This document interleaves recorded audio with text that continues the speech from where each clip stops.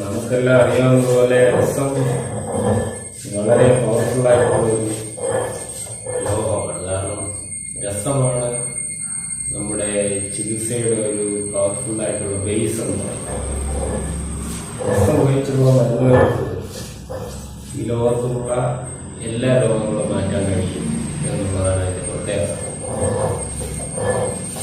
രസത്തിൻ്റെ മരുന്നുകൾ നമ്മൾ കൂടുതലായിട്ട് ഉപയോഗിക്കേണ്ടതായിട്ടുണ്ട്. അത് നമ്മുടെ ഇപ്പോഴുള്ള ഒരു ചികിത്സാ രീതിയിൽ വളരെ കുറവാണ്. കാരണം അതിന് കൃത്യമായിട്ട് ഒരു സമ്പ്രദായം അല്ലെങ്കിൽ അതിനെ കൃത്യമായി ഉപയോഗിക്കാനുള്ള ഒരു അറിവ് അധികം ആൾക്കാരിലില്ല എന്നുള്ളതാണ് അതിനുള്ള പ്രധാന കാരണം. നമ്മൾ രസത്തിനെ എപ്പോഴും ശുദ്ധി ചെയ്ത് ഉപയോഗിക്കണം. അതിന് വേണ്ടിയിട്ട് പല വിധത്തിലുള്ള ശുദ്ധികൾ പറയുന്നുണ്ട്. രസത്തെ വിവിധതരം പ്രക്രിയകളിലൂടെ കൃത്യമായ രീതിയിൽ നമ്മൾ ശുദ്ധിയെടുത്തതിന് ശേഷമാണ് രസത്തിന് നമ്മൾ മരുന്നിനായിട്ട് ഉപയോഗിക്കുന്നത്. രസം നമുക്കറിയാം വെള്ളം പോലെ നിൽക്കുന്നത്, അതായത് ഒഴുകി നടക്കുന്ന ഒരു ലോഹമാണ്. അതുകൊണ്ട് തന്നെ അതിനെ ജലസ്വരൂപത്തിലുള്ള ഭൂമി അല്ലെങ്കിൽ പൃഥ്വി മഹാഭൂതത്തിൻ്റെ ഒരു സങ്കരാവസ്ഥ എന്ന് പറയാം.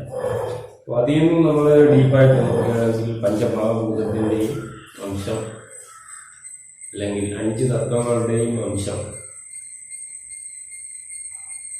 ആ ഒരു രസപദാർത്ഥത്തിനുള്ളിൽ ഉണ്ട് എന്ന് നമുക്ക് മനസ്സിലാക്കാം. അപ്പം അത്രയും ഇമ്പോർട്ടൻ്റ് ആയിട്ടുള്ള മരുന്നാണ് രസം. രസം അതിൻ്റെ സ്വന്തമായിട്ടുള്ള അവസ്ഥയിൽ നിൽക്കുമ്പോൾ അതൊരു ജലം പോലെ കോൺസ്റ്റൻ്റായിട്ട് ഒരു സെൻട്രൽ നിൽക്കുന്ന ഒരു സാങ്കല്പിക കഥാപാത്രമാണ്. അതിനെ നമ്മൾ മറ്റുള്ള തലത്തിലേക്ക് അങ്ങോട്ടും ഇങ്ങോട്ടും ശുദ്ധി ചെയ്ത ശേഷം മാറ്റുമ്പോഴാണ് അതിന് വീര്യം കൂടുന്നതും പല മരുന്നുകൾക്ക് നമുക്ക് ഉപയോഗിക്കാൻ കഴിയുന്നത്. അപ്പം ഞാനിന്ന് രസം ശുദ്ധി ചെയ്യുന്ന കാണിച്ചത്. അപ്പോൾ നമുക്ക് അറിയേണ്ട ചില കാര്യങ്ങൾ, രസത്തിൻ്റെ ചില സ്വഭാവങ്ങളാണ്. നമുക്കറിയാം എല്ലാം പ്രപഞ്ചത്തിലെല്ലാം തന്നെ നിലനിൽക്കുന്നത് ഒരു 5 അല്ലെങ്കിൽ പഞ്ചമഹാഭൂതം എന്നുള്ള ഒരു തത്വത്തിലാണ് എല്ലാം ഉണ്ടായിട്ടുള്ളതെന്ന് നമുക്കറിയാം. അതിൻ്റെ ഒരു ഭാഗമാണ് രസമെന്ന് പറയുന്നത്. രസം നമുക്ക്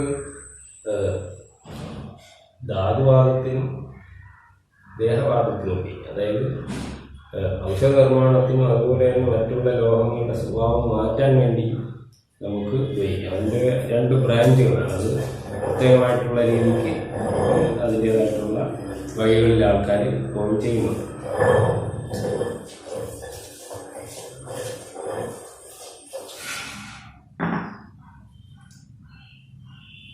ഈ കാണുന്നതാണ് രസം. നമുക്ക് വെള്ളം പോലെ ഒഴുകി നടക്കുന്ന ഒരു ലോകമാണ്. ഈ കുപ്പി തുറന്ന് കഴിഞ്ഞു കഴിഞ്ഞാൽ തറയിൽ വല്ലതും ആയിപ്പോയാൽ നമുക്കതിനെ പിടിക്കാനൊക്കെ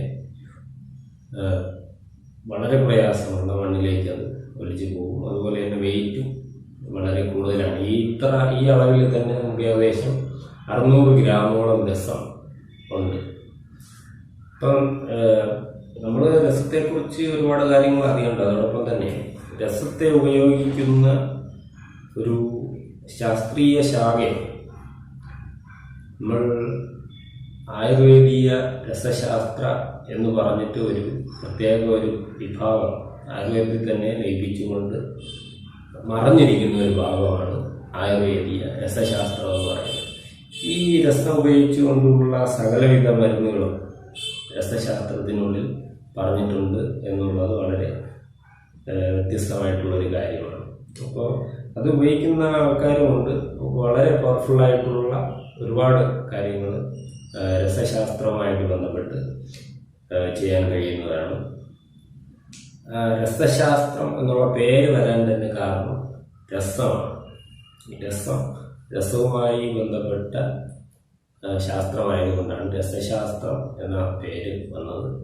അപ്പം അതുപോലെ തന്നെ ആൽക്കമി എന്ന് പറയുന്ന ഒരു ബ്രാഞ്ച് പോലും ഈ രസവുമായിട്ട് ബന്ധപ്പെട്ടിട്ടുള്ളതാണ്. ഇന്ത്യൻ ആൽക്കമി എന്ന് പറഞ്ഞിട്ട് പ്രത്യേകിച്ചൊരു ശാസ്ത്രശാഖ തന്നെ ഇപ്പോഴും നിലനിൽക്കുന്നതാണ്.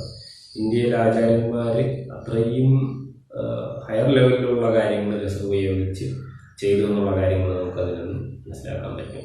അപ്പം നമ്മൾ ഇവിടെ നോക്കുന്നത് രസത്തിൻ്റെ സ്വഭാവങ്ങളെ കുറിച്ചാണ് നമ്മൾ കാണുന്നത്. അതിനൊക്കെ കാണിച്ചു തരാം അടുത്ത്. അപ്പോൾ രസം ഞാൻ പറഞ്ഞല്ലോ ജലസ്വരൂപമാണ്, പക്ഷെ പൃഥ്വി മഹാഭൂത, അതായത് ഘനത്വമുള്ള ഒരു ലോഹമാണ് രസം എന്ന് നമ്മൾ ആദ്യം മനസ്സിലാക്കണം.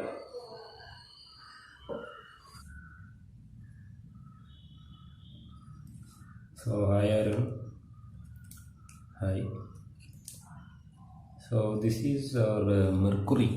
We don't know about the metal.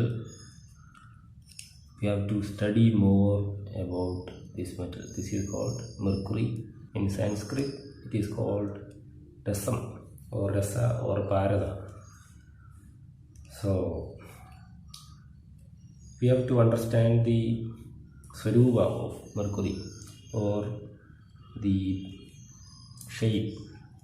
This is jala swarupa, and it's look like water only, but it is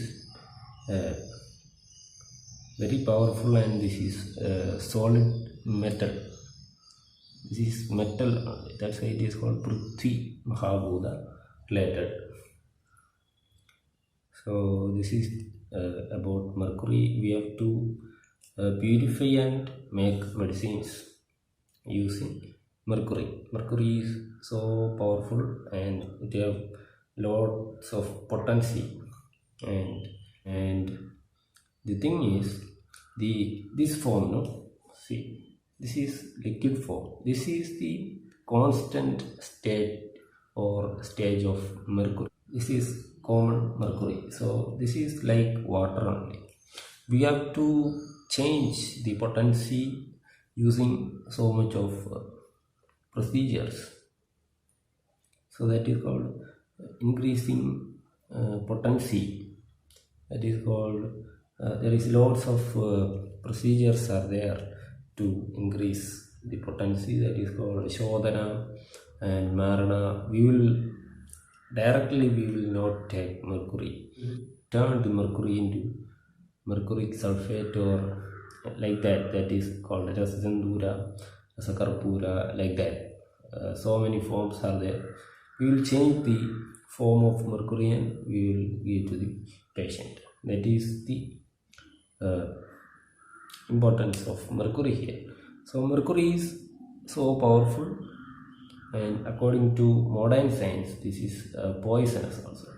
In our ancient Indian science also says mercury is poisonous because but we have to purify this. There is lots of purification methods are there. That is called samanya shodhana, vishesha shodhana, and also ashtasamskara. That is 8 stages of purification of mercury. That also we have to do. And there is a higher level of purification is called ashtadasha samskara of mercury. That is 18 stages of purification of mercury. So we have lots of things to study about mercury. Mercury is the key to kill every disease. That is the point, but we have to study on this. There is lots of Indian techniques are there. That is nowadays it is called, there is different systems. In Ayurveda it is called, this is Rasa Shastra. That is also called Ayurvedic Rasa Shastra or Latrochemistry in Ayurveda. In South India that is called Siddha medicine.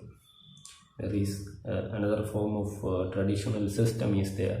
Using mercury they will make lots of medicine. So the thing are same here. We can